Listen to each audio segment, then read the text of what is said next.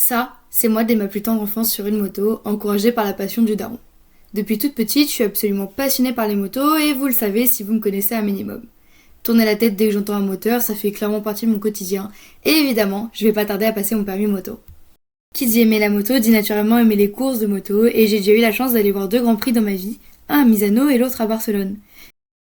Néanmoins, un des rêves communs à quasi tous les passionnés de sport automobile et notamment de moto, c'est d'aller au Mans sur le circuit mythique du Bugatti.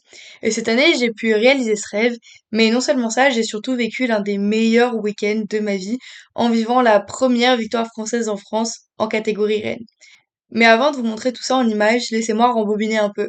Oui, je vais vous raconter en détail mon week-end de malade mental. Non, je ne sais pas pour qui je me prends.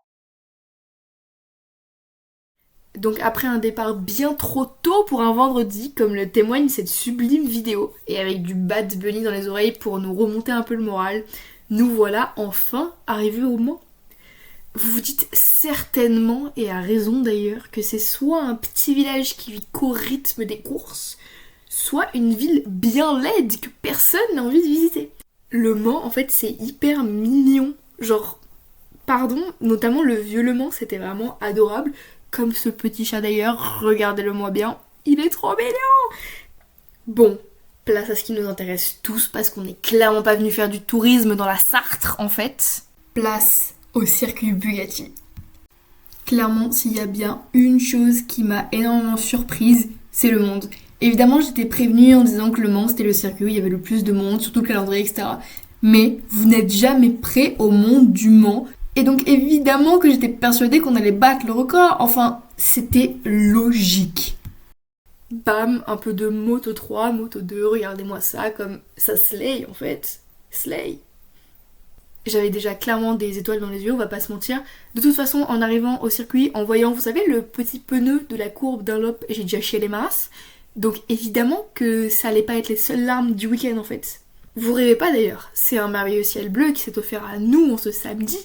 Mais regardez-le bien, parce que vous allez pas le revoir de sitôt en fait. Bref, tout cela nous amène aux qualifications, au roulement de tambour. Fabio Quartararo, le niçois, qui représente nos origines, les miennes en tout cas, réalise la pole position. Bon, pour ceux qui suivent pas trop la MotoGP, c'est un peu comme si Monaco y gagnait la Ligue 1. C'est arrivé, ça peut arriver, mais c'est clairement pas tous les jours. En revanche, un Français qui réalise la pole position en France, ça c'était très rare. Et donc ça donne ça.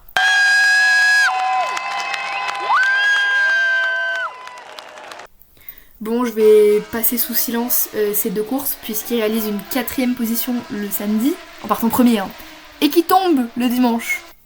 Ça me permet d'ailleurs de revenir sur le nombre incalculable de chutes, comme Morbidelli, ce gros loser, haha, nul loser, ou Aldeguer, c'était un peu BG Aldeguer, puisqu'il est tombé juste devant nous. Voilà. Et ça, quel plaisir. Et nous voilà, nous sommes le dimanche 11 mai 2025, jour de la vraie course, et jour historique, mais on le savait clairement pas encore. Petite course moto 2, moto 3 pour se mettre dans l'ambiance tranquillement, c'est déjà le feu, c'est déjà le feu. Et enfin le début du chaos, et de la pluie, puisque le chaos va avec la pluie en fait, sans la pluie, pas de chaos, vous avez compris. Je vais clairement pas vous résumer la course, parce que même moi j'ai eu du mal à comprendre, j'ai dû la regarder 2 fois après.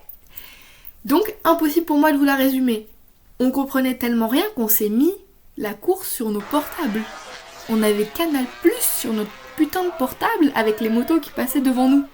Un peu la loose, je vous l'accorde. Mais bon, on était obligés. Il y avait des pilotes qui passaient devant nous, on savait même pas combien ils étaient ici. Un tel était devant un tel, bref, le bordel. Je vous laisse écouter l'ambiance quand Johan Zarco passait devant nous.